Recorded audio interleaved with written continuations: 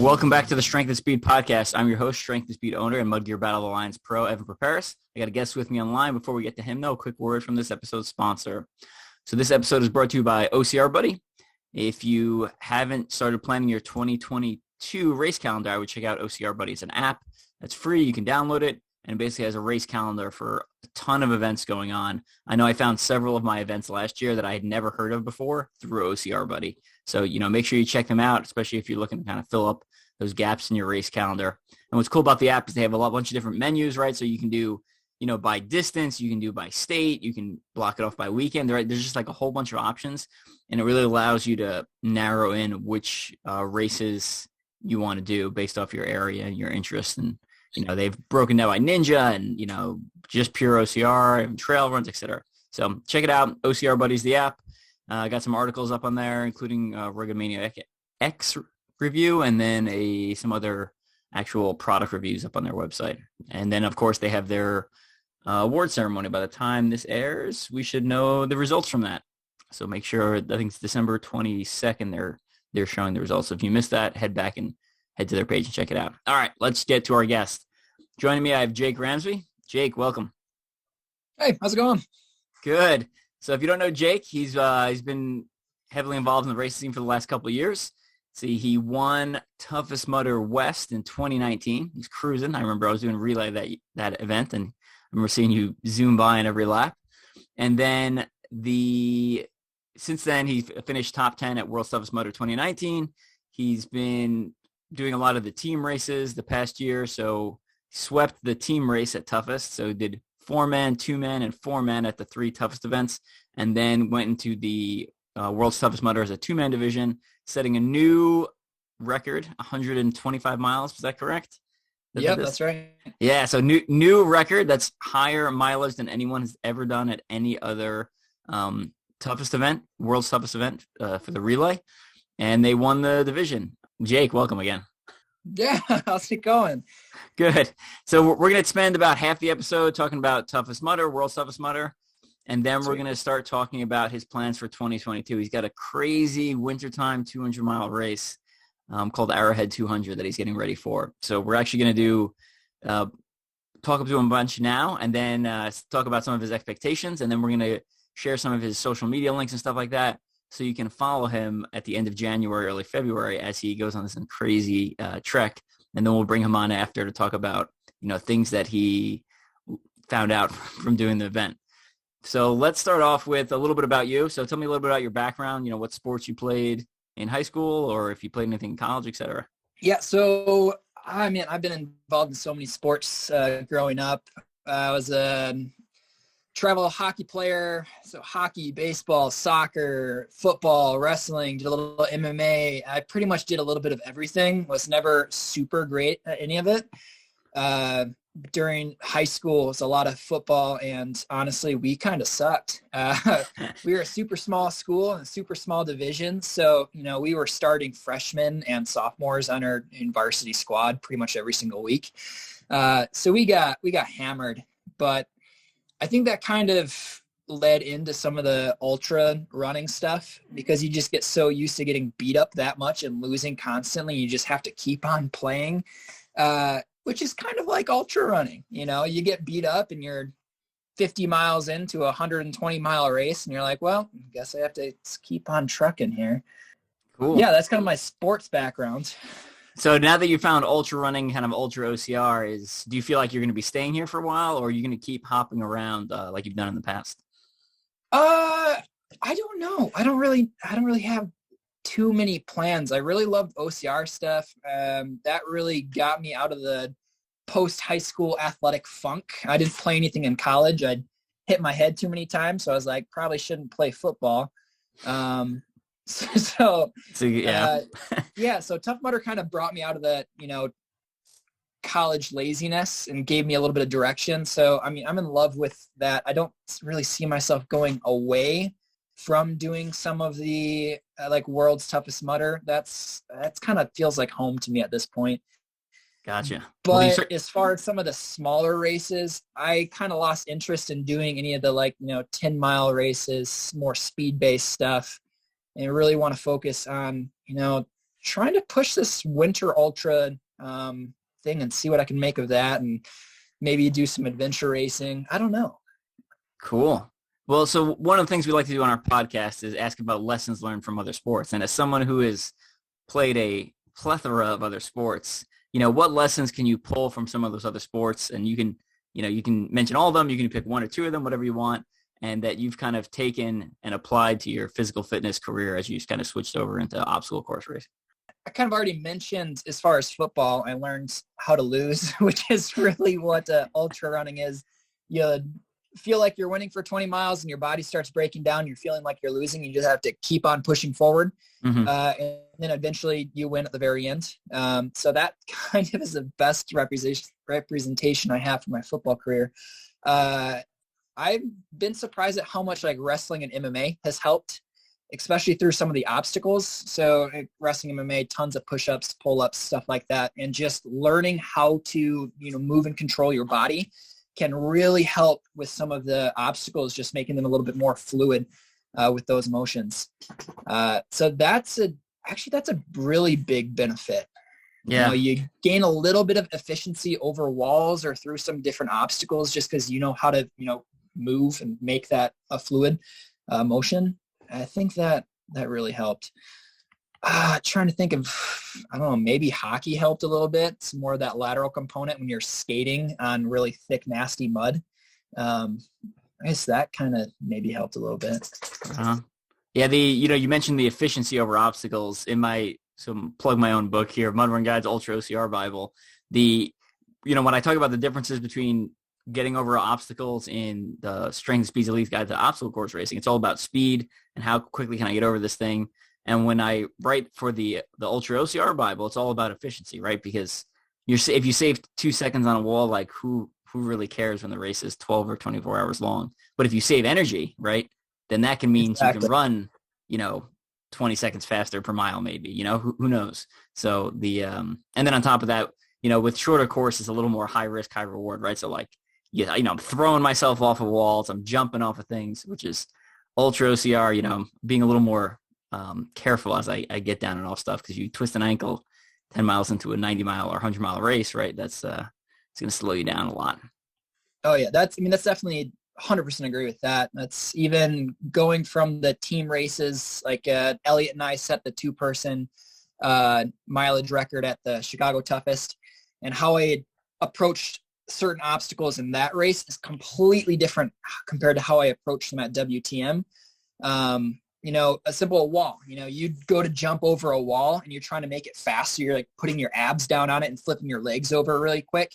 Well, if you do that for 24 straight hours, you're going to really bum up your core. And if your core's shot, guess what? Your running's going to be shot. Doing any kind of like hanging obstacles is going to be shot. So I was fine doing that for like a 12-hour race. But as soon as I switched over to the 24-hour race, I'm crawling nice and easy over those walls. I'm not trying to flip or put my core onto anything. So yeah, definitely changing your tactics. And give your teammate, your primary teammate. I know you've been paired with a couple of people, but give your primary teammate Elliot a plug here. How did you find him and link up with him and decide to start racing together? Elliot and I were kind of like, we just jumped around each other without really knowing each other for a couple years back when we both kind of sucked at this. When we were first starting out, like we ran without knowing it. Was it 2015 Chicago Toughest, back when it was like an 8-hour race? So we ran that together without knowing it. We ran a couple other similar races without knowing it. So we just constantly see each other on social media. And then me being a traveling physical therapist, I ended up in South Lake Tahoe. He was living in Reno at the time, and we just messaged each other. It's like, hey, why aren't we training together? So we did a 18-mile training run, something like that together. And that pretty much settled the deal as far as us being friends. And then it was actually, I think, Javier Escobar, the crazy man, who just contacted, the two of us, and then Christian was like, hey, let's team up. Let's see how this relay thing goes. It's pretty much it from there. Right on. So that was, you mentioned all 4 of your teammates for, was it Poconos, and then you were teamed with Elliot, just Elliot for Chicago. and then back to all 4 of you for Seattle. Was that Correct. Okay. So why did you guys decide to do 2-man for World's Toughest instead of the 4-man? Oh, well, that was Javier and Christian were 100% dedicated to going solo and trying to reach those 100-mile marks, which they both did. It's freaking awesome. Yeah. I kind of, in the beginning of the year, was talking to Elliot and decided to go team. I wasn't necessarily mentally in the right spot to try to, push yourself as hard as you need to for a 24-hour race. I didn't have that same drive. I didn't have the same kick. I knew I wasn't training and getting the mileage that I wanted to lead up to that. So Elliot and I decided before we even did the first relay that we were going to team up. And that first relay, kind of getting that spark of competition back, put me mentally in the right spot. And it's been solid ever since. Gotcha. Good stuff. And then when you were, setting goals, did you know, if going for the 12-hour toughest goal and then on top of that, the 24-hour mileage goal for the relay, did you know that going in, like, all right, this event, we're going to shoot for the record? Or were you like, all right, we're just going to do our best. We'll see what happens. And if, we get the record, great. Or were you even tracking like what the record was, stuff like, kind of like, what was your thought process going in?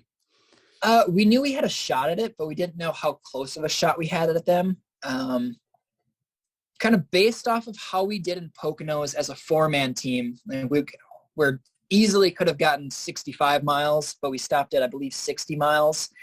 And we stopped halfway through a lap because we knew we had the win. And that was with Elliot having some lingering effects from his rhabdo. So he was out for like half the race. So based on that and how we'd been running, we kind of knew we had a shot. We just didn't know if it was actually going to happen. So we just kind of went out, ran our hardest, aimed for it, but wasn't really expecting anything until, 4 or 5 hours left in the race. It's like, holy crap, like we could actually do this. We need to start pushing hard. Good stuff. And before I'm going to switch over and start talking about the Arrowhead. Before we get to that, though, we crossed paths, I believe, 2018 at Dirt Runner. Is that correct? Yeah, we did. So I was there for that was the year I did the shorter version. So I did I think it was a 6-hour of Warrior Rush. And I think you did the 24-hour, but I did. There wasn't that many people there, and you had such a good lead that I think you called it fairly early in the night. And was like, all right. I think I quit at like 13, 14 hours or something like that. And was like, yeah, no one's even going to get close. Yeah. It was just thunderstorms like crazy. It was really wet and nasty in the morning. And as soon as the sun came out, it was so humid, especially going through that first field after that. Remember that? Yeah. That first field was so humid. So the only couple of people who were really potentially going to push miles dropped out. So I think by the 12-hour mark, there was maybe 4 people running it, something like that. So it was pretty set in stone. So for those who have never been, I think a lot of people, they do World's Toughest and that's it. It's like the only ultra-ocr they ever do. Compare what it's like to run, at one of these smaller venues, which Dirt Runner is no longer operational. That site is now closed. I think it's just a motocross area now. So they haven't been putting on obstacle course races. So just kind of for some of our listeners, compare what the compare and contrast difference between like a World's Toughest and a smaller 24-hour OCR type event. So I guess first thing is safety. If you think that you're going to be having like medical tents and people there for you ready to, save you if something goes wrong, you're out of your damn mind. It's the Wild West out there. Morning, oh man, you're 4 a.m. going through like this kind of sketchy area and you're completely alone. Mm-hmm. And doing some kind of like, backyard rigged obstacles. I remember there was one obstacle that it was like an over-under, and I was going under it. And it was kind of sketched out because I think that was my first or second 24-hour race. I don't remember if I did a WTM before that or not. But I was like lodged under this log, and all of a sudden there was some kind of bird. I think a fox was murdering a goose or something like that. This wild racket going on as I'm stuck under the log. And I was just freaking out. So yeah, safety is definitely not all the way there. I got to the start line after finishing a lap and the race director was passed out. It's like, all right, this is great. But on the other side of it, the obstacles are some of the coolest things you'll ever see. So I don't think they have to worry about as much. Like Tough Mudder's a huge corporation. Their obstacles are all, pretty similar. And even with this year in WTM, they'd switch things up a bit to make them a little bit more challenging, but nothing was absurd. Dirt Runner, you had some just wild rigged obstacles that were so cool. Yeah, I really liked the obstacles. Obstacles were probably some of the best that I've ever done. And so Dirt Runner, there wasn't anything super technical. Like I think they had like one rig set up, if I remember, for that race. But they had a couple rigs, and then they had monkey bars. They had a monkey bar. There was a Z-wall. There was this right. thing where you like had to crawl under a net in water and then climb up this big cargo net and then jump off into the water. Yeah. So it's kind of like a walk the plank kind of deal. They had the over-unders. There's one section that was so loaded with obstacles. There's like over-under and then like tire flip, even though the tire was like 10 pounds. It was a really obstacle heavy. Only one true rig, if I remember correctly. Yeah, it was one true rig. Yeah, and one true rig, which is like the second obstacle. But it was very obstacle heavy. That field we were talking about had 5 different carries. They weren't very heavy. Again, not very heavy, but you do them once and you're like, oh, that's not so bad. And then the next lap you're like, all right, now I can see how this could be tiring. And then it's just it was like a concrete block carry, and then you drag a tire, and then you carry something else. It was just it was so frustrating. It wears you down, because I remember like my abs and stuff would start cramping, and I was like, what is going on? Why am I so tired? And it was just like a lot of walls, and you end up using a lot more muscles than I think you realize. And that center area you're talking about was just, it was back-to-back obstacles. There's like 30 obstacles in that in that 1/4 mile, half-mile stretch, whatever it is. Oh, it's nuts. Yeah.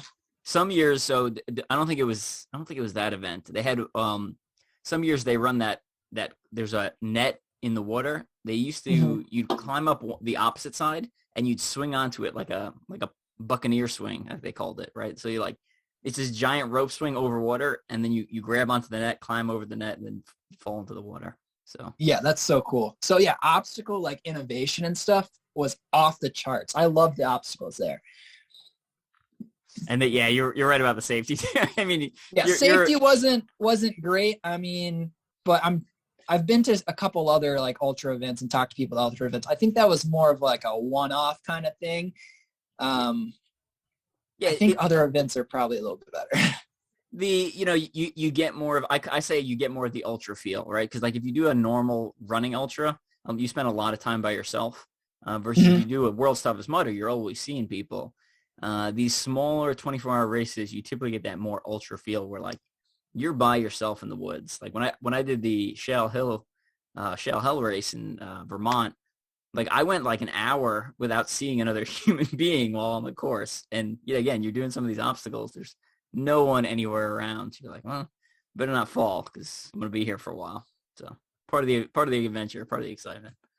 Yeah, it was actually kind of similar in Australia. I did the OCR WC Enduro, and there was sections in there where it was just you're not seeing anybody, and it definitely wasn't as regulated as what WTM is, as far as people always there, volunteers all over the place if you need help.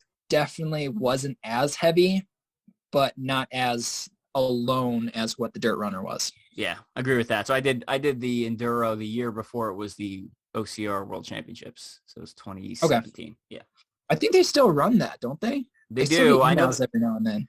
They moved the date because of COVID in 2020. I can't remember where. I think they had it in I can't remember. They shifted the date, though. It wasn't in its normal time, normally in June time frame, which is winter in Australia. So I can't remember when the actual date was, but that was a fun one. True Grit's still running, and if anyone wants to go to Australia, takes the big trip there. I know their lockdown is super tight right now from talking to Deanna Blegg, the producer owner of Blegg Mitts, but I know they're having a lot of restrictions, but the True Grit is still going on, and they're still holding races. All right, let's start jumping into big goals for 2022. So we're kicking it off end of January. Tell us a little about the Arrowhead 200. Yeah, I probably should have corrected you earlier. It's Arrowhead 135. Well, Arrowhead 135. I ruined the podcast. Yeah, we got to start over. Yeah, you're just trying to make me run extra miles. I'm not ready for those. I'll stick with 135 for now. Yeah, well, it's not that far. 135 is like, maybe I wouldn't have had you on the podcast if I knew you were only running 135. Well, that's why I tricked you. Yeah. All right, so tell us about 135. So Arrowhead 135 is going to be absolutely miserable. So design of the race, it's more expedition style. So if anybody knows anything about Minnesota and January to February time, it sucks. It's going to be, I think the coldest temperature the race has ever reached was like negative 55 degrees.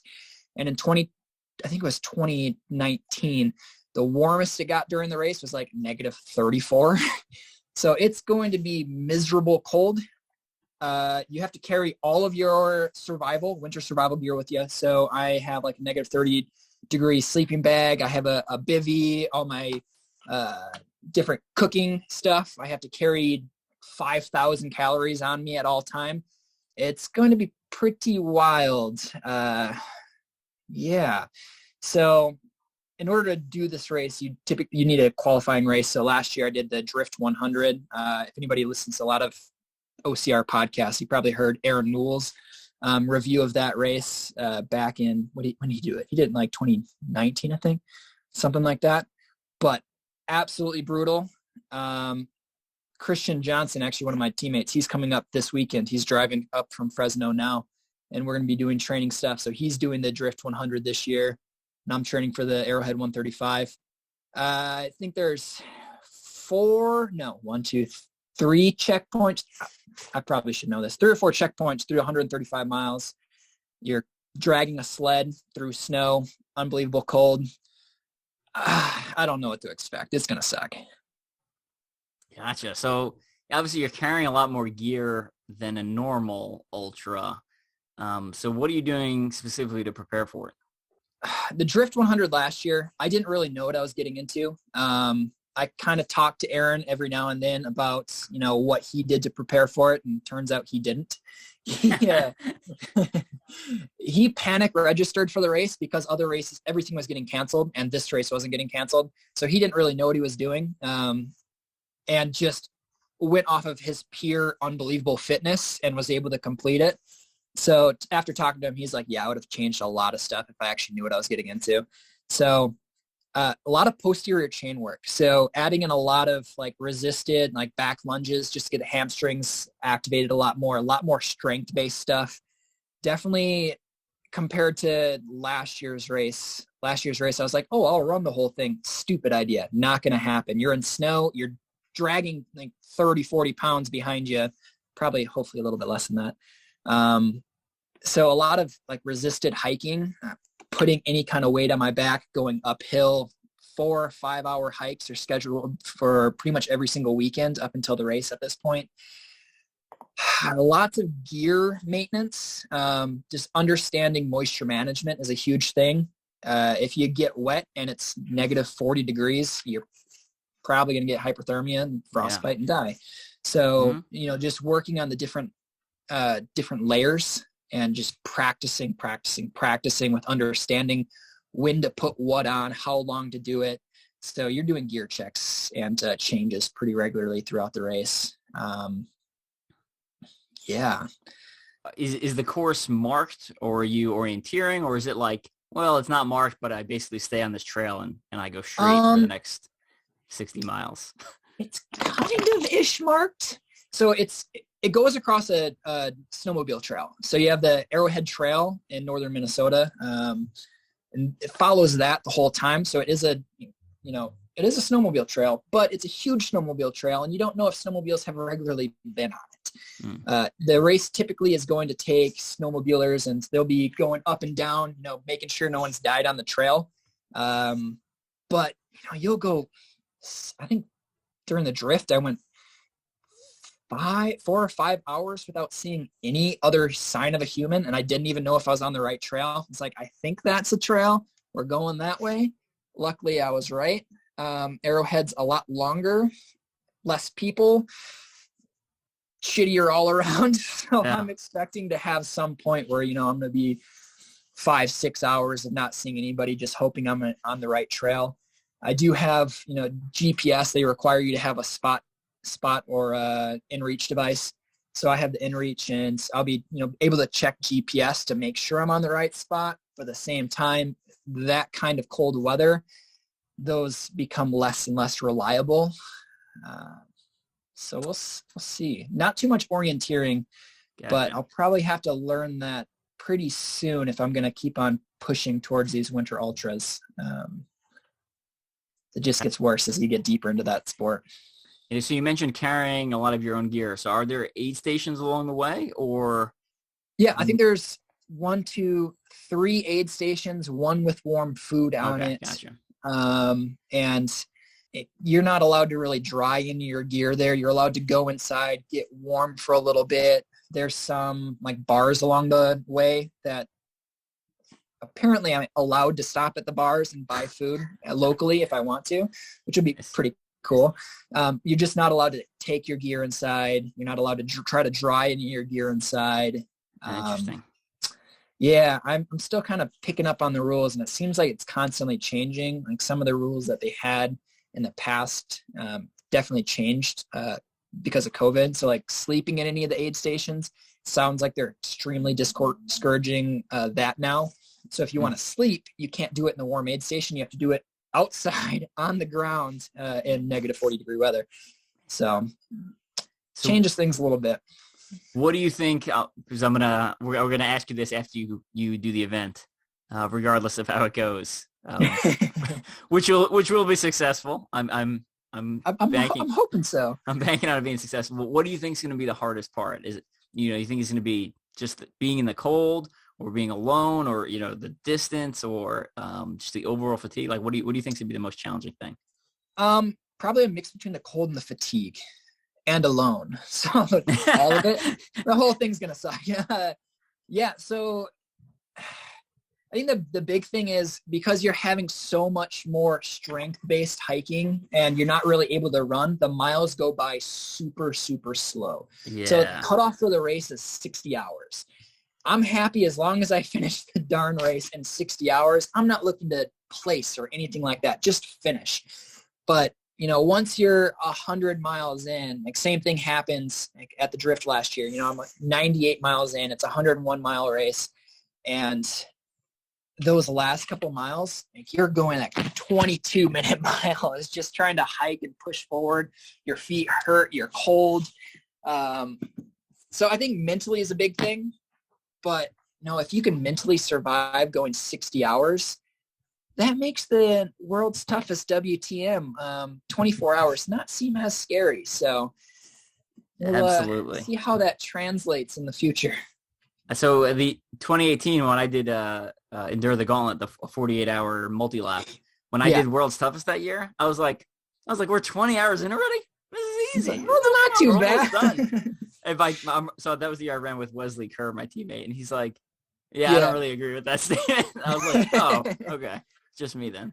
But yeah, it resets, it resets your baseline of what you think is normal and what you think is possible, and kind of like your furthest, the longest distance you've done suddenly makes any race that's shorter than it seem shorter, right? So 5 miles and 10 miles now seem really short compared to 12-hour and 24. So, it's all scalable, right? So, if you only do 5Ks, and then you suddenly run a half marathon, when you go back to running 5Ks, you'll be like, damn, this is like nothing. Yeah. So it's like Trevor taking on the race across Great Britain. Was that 200 miles? Him doing that, and then him doing like Everest 135. Then he comes to this 24-hour race, and he's like, oh yeah, I just keep a cruiser pace, and it's all good. Like, you right. Son of a bitch, I love you, but screw you. So when he showed up this year, he's like, I haven't really trained, and I'm like, you say that. I was like, but normally you come in overtrained. I was like, so I bet you do just as well. And he PR'd his mileage, right? He got 110. So yeah, he just did unbelievable again. Yeah, the crazy dude. Absolutely.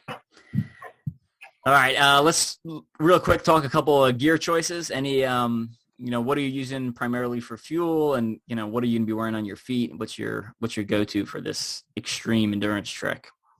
Feet, I'll be taking, oh man, I'm kind of trying to decide between 3 pairs of shoes. I might end up wearing the same pair of shoes that I wore for WTM, which was was it Salomon Sense-Ride 4, I think it is now. So, I mean, that shoe's pretty great, and I love how the lace system works in there. I know I can change my lace system up between shoes, but an issue that you end up having when it gets that cold, if you want to change shoes, because I'll bring at least 2 pairs in the race, if the laces get frozen, you're screwed. Like, good luck getting out of the shoes, and good luck, if you put them in your pulk that you're dragging behind you and try to switch back, it's all frozen. So I'll probably either go with the Salomon Sense Rides or maybe the VJ Zeros. So they're studded. They have a little bit of protection in the toe box. But honestly, the studs don't really help when you're in that deep of snow. So I'm kind of drifting farther away from those. I also have another pair of the Salomons that are, what are they? Speed Cross. So a Salomon Speed Cross, but it's their winter version. So it has like this actual hood over it that protects the foot and zips up so you can't get anything in the toe box. So that's pretty sweet as far as when things get really cold. But the problem with that is it's not breathable. So if you all of a sudden zip up your hood and your foot is completely protected, then you're not getting that breathability. So any kind of moisture that you're developing just from sweat has the option to just freeze there. And if it freezes there, goodbye toes. So kind of working on that. As far as socks, I always go with a Darn Tough. You got to love the Darn Tough socks, and I'll probably bring like 7 or 8 pairs of them to the race just to constantly switch out. I should send you a picture of my foot after the drift. It was the most disgusting thing. I've had foot issues ever since that race, as far as like just weird, nasty pitting stuff on the bottom of my foot. So I definitely ended up with trench foot after the drift from just changing socks twice. I should have changed like 5 times. So we'll include that pic in the podcast Facebook announcement. It's a sexy one. We'll put it all the way at the end. So if you don't want to see it, don't scroll to the last picture. But yeah, we'll start selling feet pics now. Make all that OnlyFans money. Yeah. That'll cut down on some of the race costs. Not a bad idea. So that's as far as shoe choice. As far as what do I go up? As far as like pants, I'm probably gonna go with, I have a Craft Sportswear. They make amazing stuff as far as any kind of winter gear. So I have some thermal tights from them. I'll probably wear those. And then I have I don't know how to pronounce it, Arc'teryx. Arc'teryx, yeah. So I have some of their more windproof weather pants that are zip up all the way from the ankle to the hip. So if I'm looking to, vent while I'm wearing those, I can just unzip it, get some ventilation. Top, have some North Face, tons and tons of stuff on the top. Anywhere from like some Merrell fleece line stuff to North Face puffy. I don't know how to pronounce that name. I have a bunch of puffies, like 7 different layers that I'll probably bring with just to constantly be switching in and out depending on how cold it is and how much I'm sweating versus trying to not die. Gotcha. And are you allowed to have pacers at any point during this, or? No pacers. Interesting. No pacers. Then what do you ask? You asked nutrition. As far as nutrition, that's rough for me. So any of the summer races and like the WTM stuff, I use a company called Noka. If they would sponsor me, that'd be awesome because I'm getting broke from buying all their crap. But it's like baby food pouches it's like real food, fruits, vegetables, sweet potatoes. It's pretty dense as far as the calorie intake. I love that for any of the races that I'm running, especially when we're doing the lap style like WTM, because you just grab it, squeeze it, go. But any of that stuff, anything liquid, it's freezing. Goodbye, gone. So I tried to bring those on the drift and they were rock solid. And I think I got to eat one of them and everything else got thrown away. There's no getting any of that out. Even a lot of the gels, like any of the honey stinger gels, that honey just gets so unbelievably thick that it's like you're ripping the pack like trying to bite the gel and rip it into your teeth, you're ripping the pack before you're getting all that honey out. It's just super difficult with that. Any Cliff Bars are turning into rocks. So I'm kind of playing with a little bit of stuff. I've been talking back and forth with Anthony Kunkel as far as some of the nutrition options we have for that. See if we can figure something out. Cool. Yeah, sounds like it's going to be quite an experience. So I'm really looking forward to seeing to talking to you after the event and to seeing how it goes. And when we bring you on the second time, we can ask about some of your other plans and based off how you're feeling, what your rest of your 2022 will look like. Do you have any other races lined up after that, or is it right now you just like, let me just get through this and then we'll that's the only one lined up as of now. There's some other races that I'd still have registration for that have rolled over all the way since like 2019 because of the pandemic. Actually, that'd be 2020 because of the pandemic. If I do those or not, who knows? But those are other like 100-mile races. Don't know if I'm going to do those. Don't know what my toughest plans are. The only other race that I know I'm doing in 2022 is WTM. Yep. Do you plan on defending your title with Elliott? Nope. Ooh, spicy. Nope. It's done. We hit that. I have that checked off my bucket list. No one can take that victory away from us. As someone who hauls ass like crazy might have a chance to take the record from us.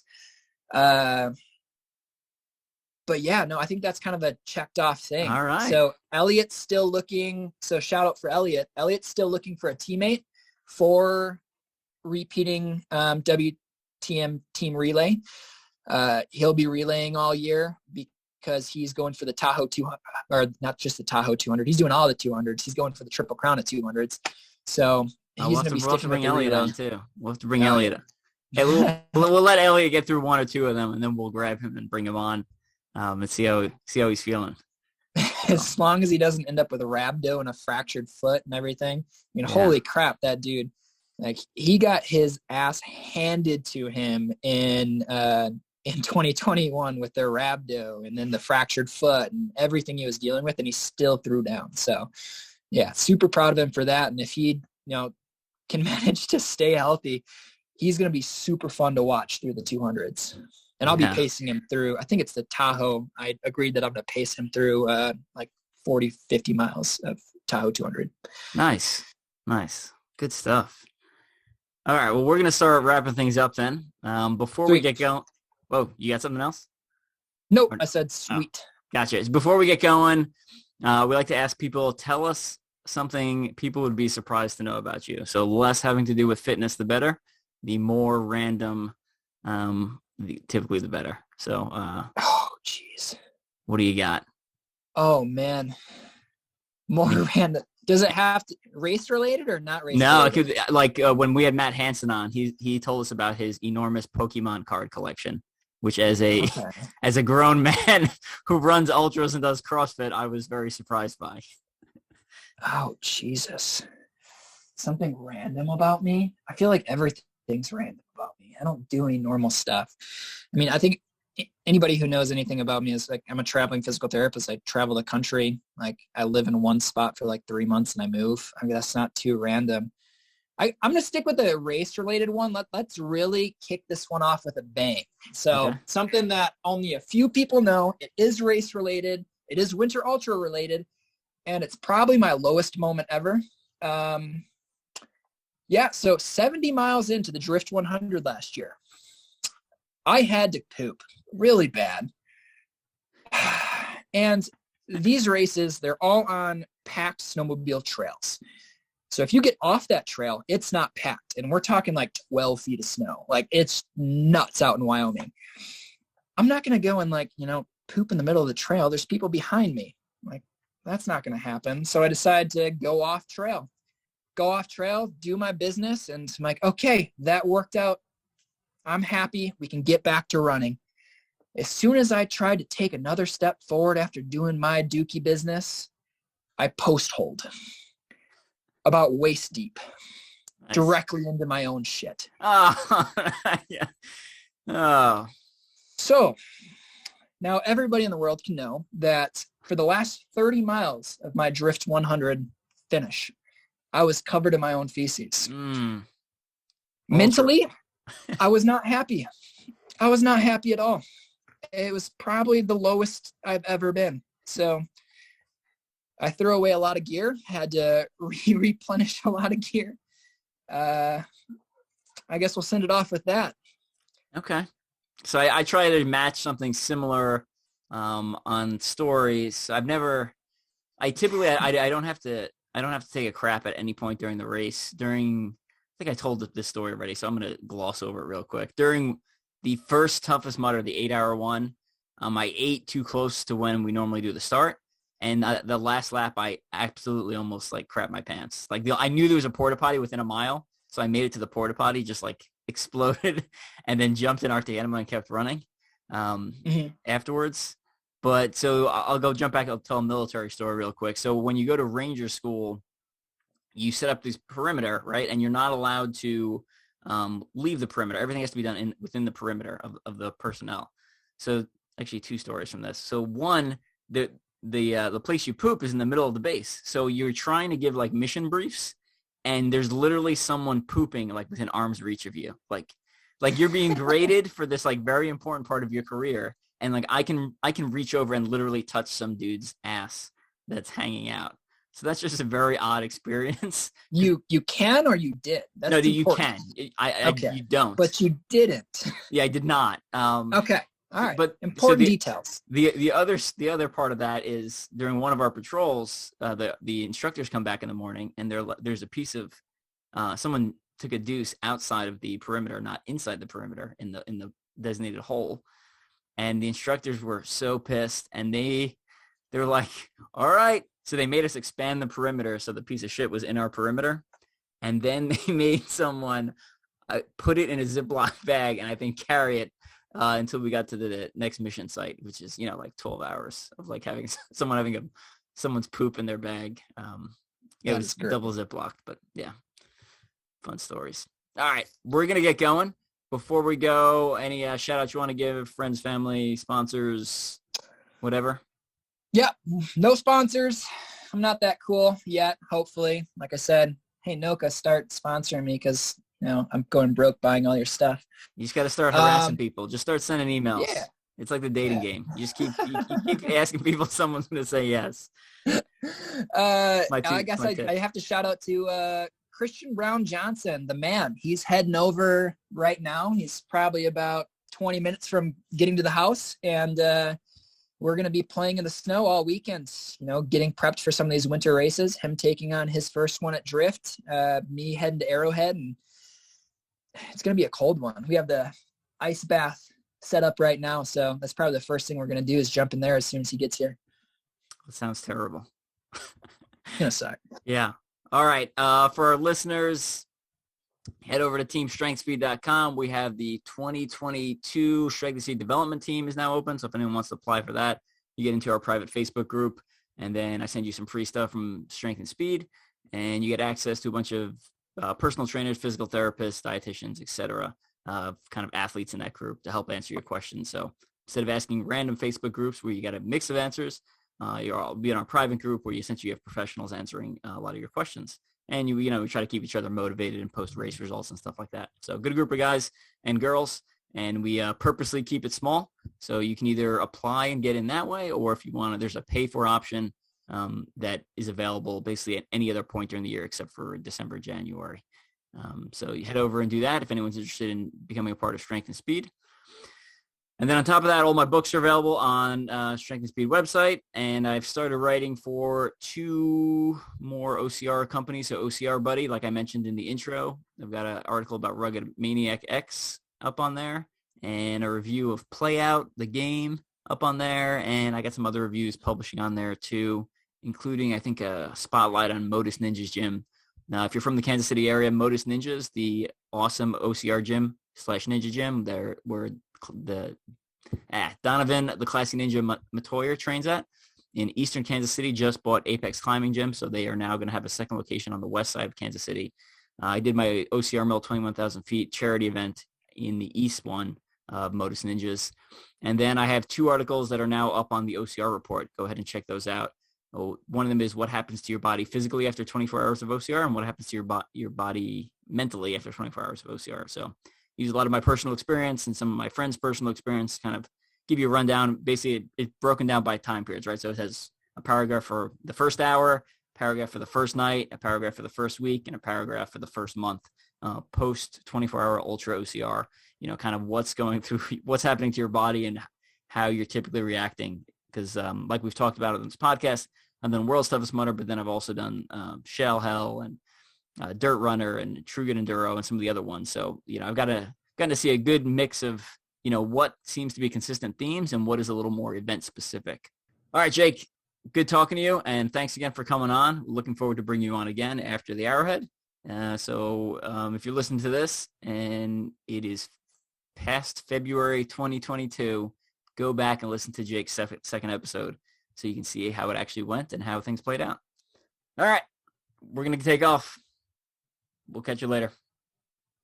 Say bye, Jake. Oh, see ya, guys.